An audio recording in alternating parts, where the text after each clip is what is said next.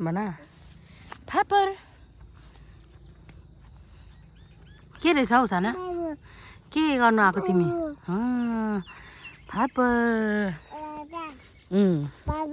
म आलु खन्नु आएको भन न तरकारी लिन आएको म ए झर्नु दिनु त्यही बस्नु मुला यो मुला हो भन कहाँ गएको लडिन्छ हाई भन न हाई भन न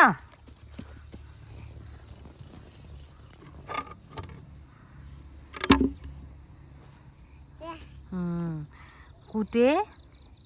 कुटे त्यो त्यसो गरेर खन्ने हो ल अब आउनु हामी आलु खन्ने हस् यो बाल्टी पनि बोकाउँ अब हाम्रो आलु यहाँ छ आउनु लु झर्नुहोस् त यहाँबाट बिस्तारै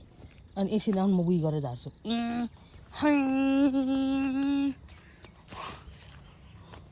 ल हामी यहाँको आलु खन्ने हस् लु दिनु त मलाई लौ अनि भ्यात्तै बसिहालेको दिनु त लु मलाई कुटेली दिनु त दिनु न म आलु निकाल्छु अनि तपाईँ यो बाल्टीमा भर्नुहोस् हस् भन न है त म अब के निकाल्छु हस् यहाँ के छ हेर त के निस्क्यो लु टिप बाल्टीमा राख हो अर्को पनि निकाल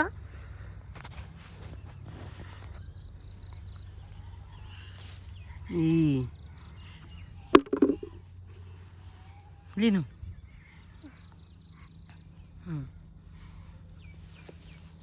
बाल्टीमा राख बाल्टीमा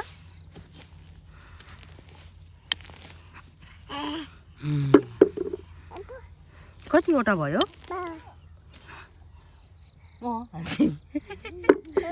लु अर्को पनि खन्छु ल यहाँ हेर त यी के निस्किन्छ 4 काट्नु भएको ल ठुलो छ गममा काट्यो घाँस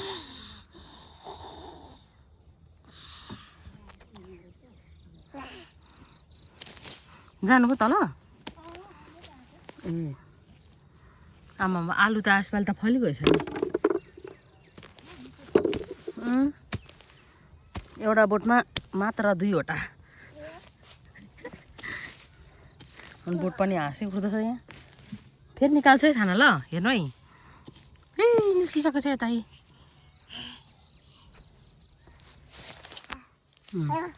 हेर त यहाँ के निस्क्यो बाल्टीमा राख्नु बाल्टीमा यहाँ पनि निस्क्यो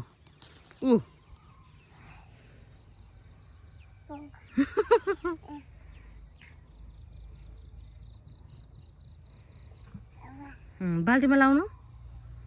तपाईँको अर्को हातको पनि लाउनु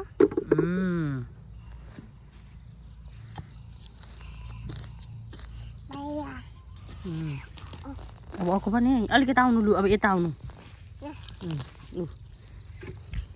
अनि फेरि ठुलो ठुलो भए पनि त हुने नि के फलेको यो लाउनु लु लाउनु बास्केटमा लाउनु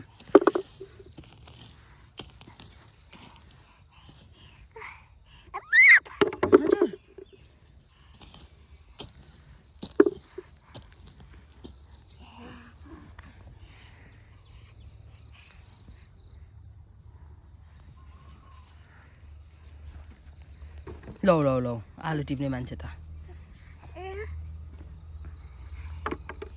हाई भन्नु न छैन अब अर्को खन्छु हस् बाट आलु यही हो आलु होइन तिमी जत्रै छ त आलु त्यो सबै टिपेर हाल्नु है बास्केटमा ल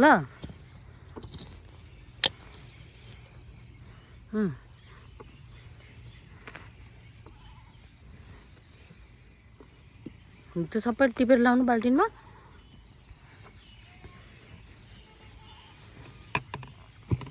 लौ ला बास्केटमा पसेन है भाइ लाउने त्यहाँ यहीँबाट लगाऊ न यो टिपेर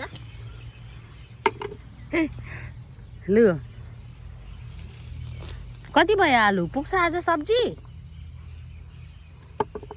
पुग्छ भन्न नि पुग्छ हो लु यो सबै लाउनु है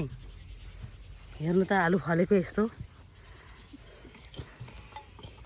3 छक पारो त हो नि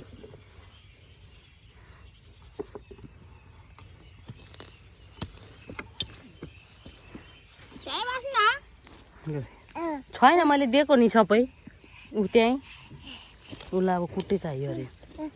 लु भयो अब आज यति नै खन्ने लु यति नै खन्ने क्या भाइ तिमी पनि खन्ने त्यो खनिसकेको आलु त के खनेको हौ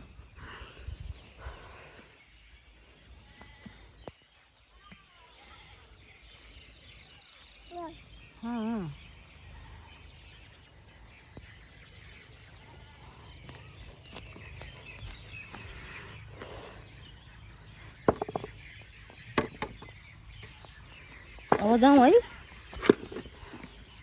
हुन्छ एउटा आलु हेर्नु त उता रहेछ ठुलो आलु